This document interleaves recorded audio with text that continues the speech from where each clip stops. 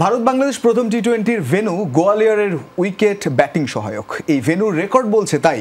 প্রথম আন্তর্জাতিক match host করতে যাওয়া এই ভেন্যুতে চলতি বছরই হয়েছে মধ্যপ্রদেশ ক্রিকেট লিগের 12টি ম্যাচ। 24টি ইনিংসে এখানে হয়েছে ৩,৮৫৬ রান, সেঞ্চুরি হয়েছে 3টি আর 50 15টি। গোয়ালিয়র থেকে বিস্তারিত জানাচ্ছেন হাসিনুর রহমান। গোয়ালিয়রের শ্রীমন্ত মাধবরাও সিন্ধিয়া স্টেডিয়ামে প্রথম কোনো আন্তর্জাতিক ম্যাচ অনুষ্ঠিত হবে রোববার। তাই এই ভেন্যুর উইকেট সম্বন্ধে ধারণা পাওয়া কঠিন। তবে এই বছরের 15 থেকে 23 জুন এই মাঠে হয়েছে ভারতের ঘরোয়া টুর্নামেন্ট। মধ্যপ্রদেশ ক্রিকেট লিগের 12টি ম্যাচ হোস্ট করেছে এই গ্রাউন্ড। 24টি ইনিংসে রান হয়েছে মোট ৩,৮৫৬। ইনিংস প্রতি গড়ে রান হয়েছে ১৬০.৬৬। কিন্তু এই গড় বিভ্রান্ত করতে পারে আপনাকে, কারণ জয়ী দলের স্কোর অধিকাংশ ক্ষেত্রেই ছিল অনেক বেশি। তাই তো সংশ্লিষ্টরা বলছেন এই ভেন্যুতে ভালো করতে হলে করতে হবে 2 শতাধিক রানের স্কোর। এখানে প্রতি ওভারে গড়ে 9 থেকে 10 রান হয়ে থাকে, তাই এখানে জয়ের জন্য অন্তত 200 থেকে 220 রান করাটা আদর্শ। টি-20-র জন্য খুব ভালো উইকেট এটি।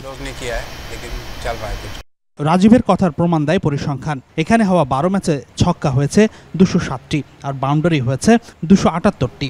এছাড়াও 12 ম্যাচে সেঞ্চুরি হয়েছে 3টি আর 50 আছে 15টি। পাশাপাশি 100 রানের পার্টনারশিপও হয়েছে 6টি।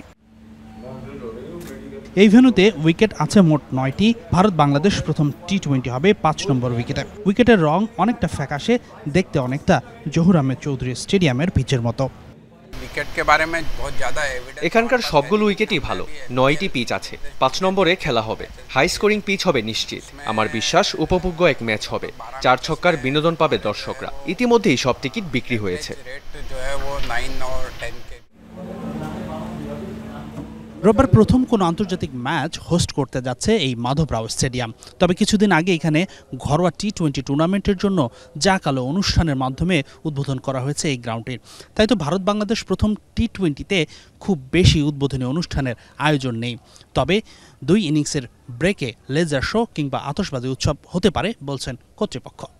হাসিনুর রহমান, যমুনা স্পোর্টস, গোয়ালিয়র, ভারত।